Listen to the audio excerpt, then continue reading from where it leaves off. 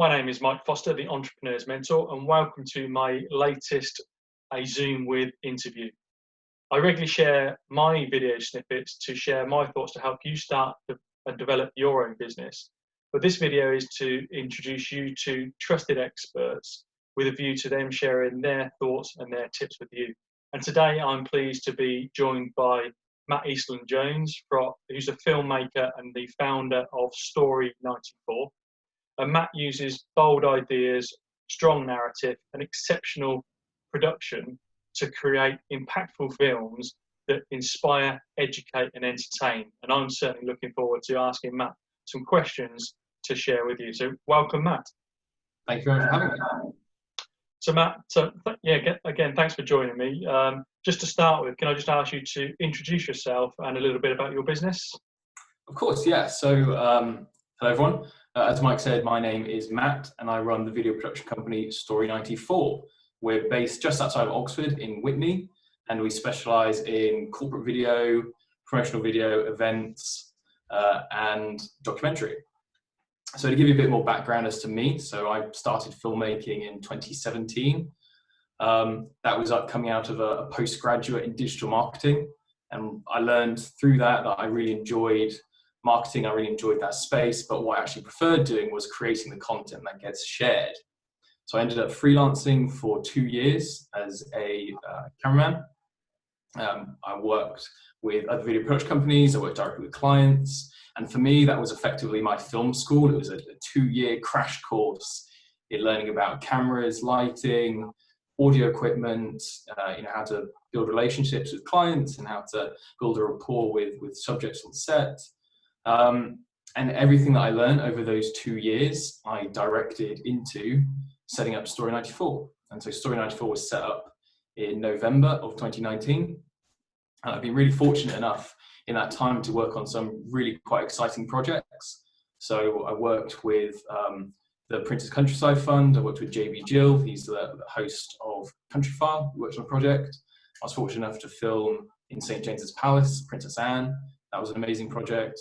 And actually, just before lockdown, I spent a week and a half in the Dominican Republic with TV personality Monty Halls, filming 3 videos for the Dominican Republic Tourism Board. So very busy in that time, a little bit less busy now with everything that's going on. But no, I'm very fortunate to have worked on some exciting projects.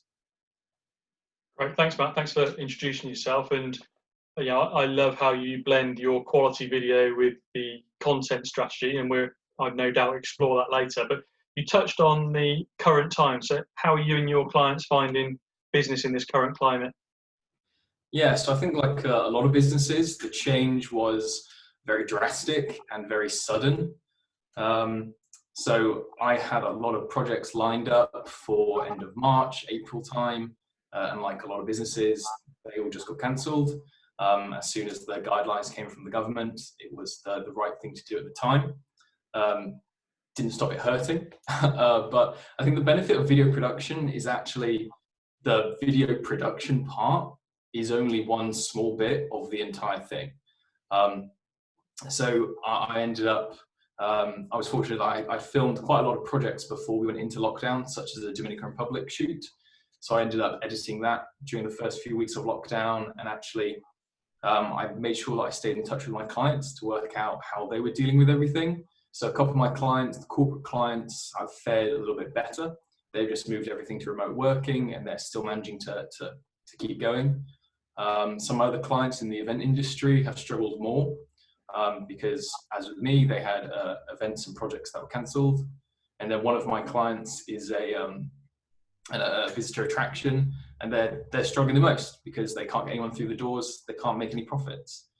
So I'm staying in contact with all of them, and with that attraction, I actually worked with them to create a free video to help promote their fundraiser that they're doing. So everyone's been affected. Some people have been affected worse than others. I'm just doing everything that I can to make sure my clients are staying engaged with their audience so that when they can start operating as usual again, they're right there ready to do so. Thanks for that overview, and it's great to see that you're still connecting with your customers and still supporting them in that way during a difficult time.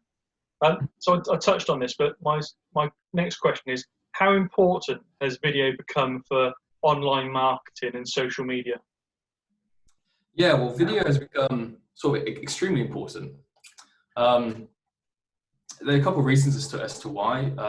You'll find endless blog posts and research articles as to why that is, as to why they get the best reach and the best engagement. And there are quite a few reasons as to why that is. The first reason is the way that culture has changed over the decades is our attention spans reduced. And we all have these amazing devices in our pockets that can allow us to connect to anyone. And so video just is perfectly optimized for bite-sized consumption. You can watch a 3-minute video wherever you are now. And it's just a much preferred medium, I think, for a lot of people. Some people may argue that they'd rather read a blog post, but I think for the vast majority of people, the way that they can consume video is just far more preferable. And there are lots of other reasons as well. Like for SEO reasons, video is very popular. I mean, you've got to think YouTube is the second largest search engine in the world. So if you don't have any video marketing, then you're effectively going to not be visible on the world's second largest search engine. So there are a lot of reasons that go into why video is so popular these days. But probably the most important one is it's authentic, and people more than ever want to engage with other real people, and video is one of the best ways to get that across. And it really does build trust. And it's also accessible to everyone.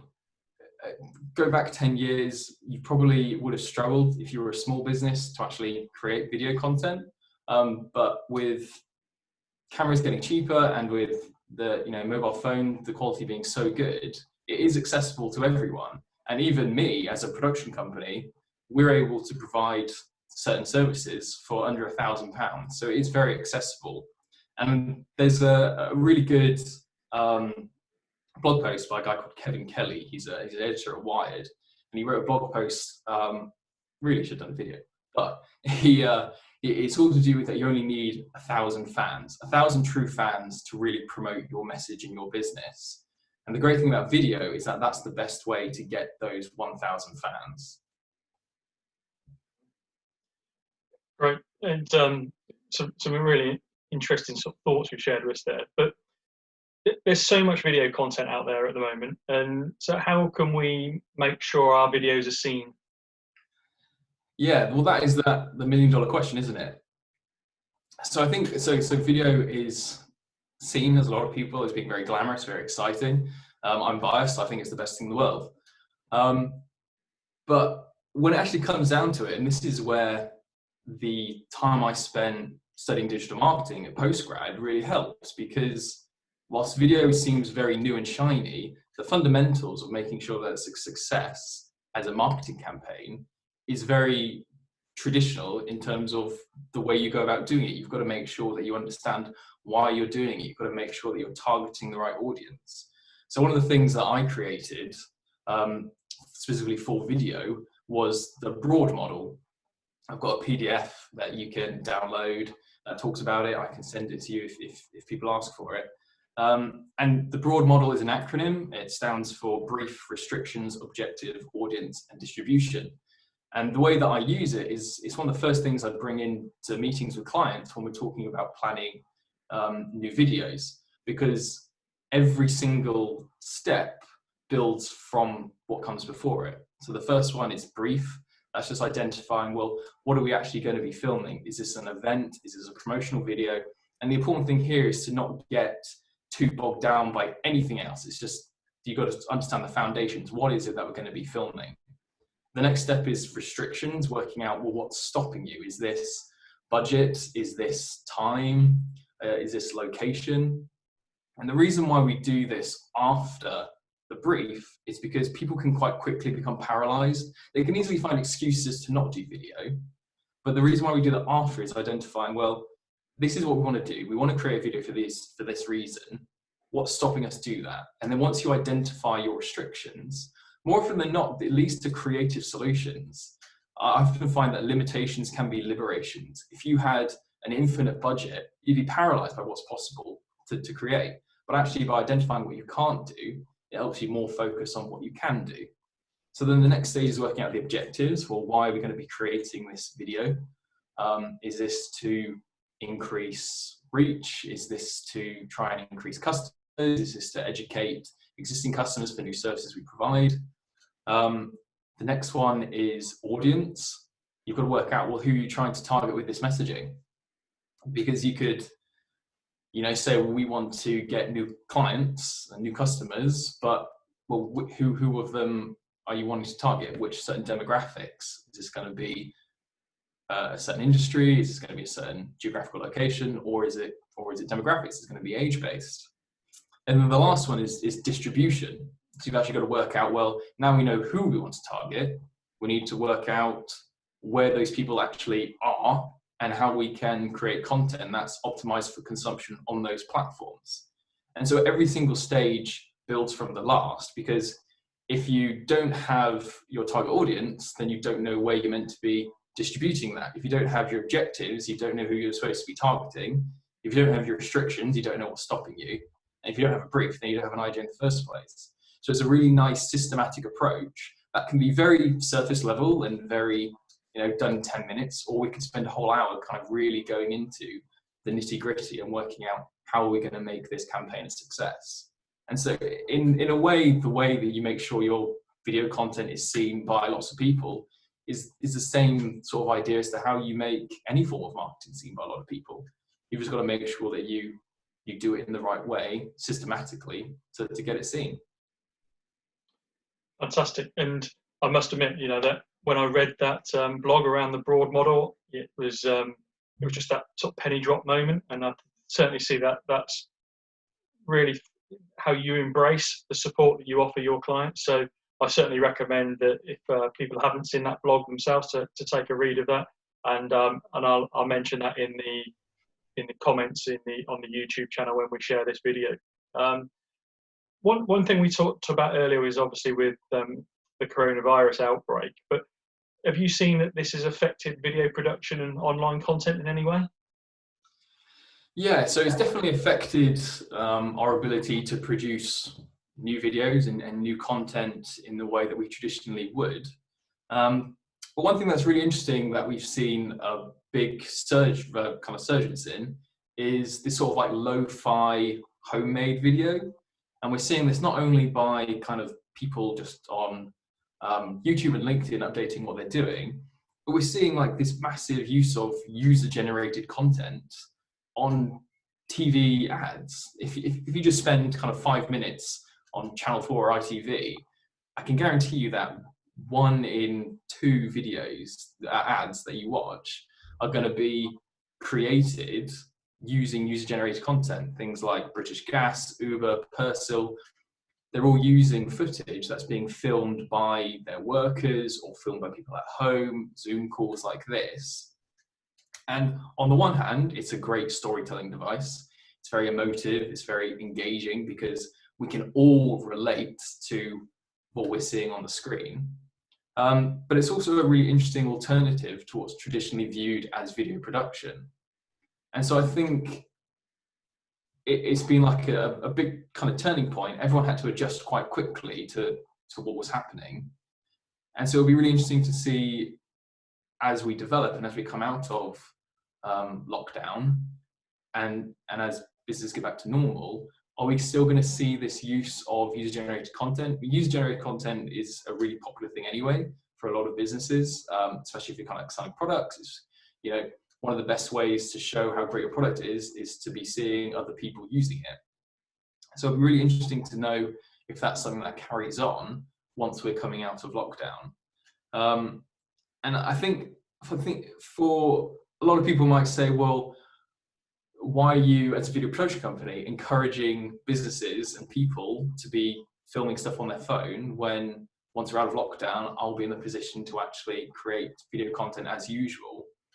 And I think my answer to that and the response would be, the more that people use video within their marketing strategy and within their business, the more benefit they're going to see from it. And actually, if I could help educate those clients how to use their mobile phones to create video content, then actually that's money that doesn't need to be spent on projects that I can help them with. That's money that we can then spend on a much larger video campaign that would, we wouldn't have been able to do prior. So I think it's really interesting to see how everything's changed quite drastically. And as we go out of it, I'll be fascinated to see if that trend stays the same or if we revert back to what we were pre-lockdown. Okay. Again, some great thoughts there, and thanks for sharing those. And it's certainly the conversation that we had probably a couple of months ago that inspired me to carry on doing my video snippets, to carry on and start this Zoom with series with various different experts like yourself, because you reassured me about the authenticity that these type of videos can bring across, rather than having to professionally produce anything. And it's more about, like you said, in the broad model, who is my audience, what am I trying to portray to that audience. So I really appreciate that, those moments that you shared with me a couple of months ago to help us with this. So thank you, Matt. Thanks for sharing some time and some thoughts with us. So if people want to take a look at your work and look at how you're much more than just about video production, more into the content strategy as well, where should they go? Where should they visit?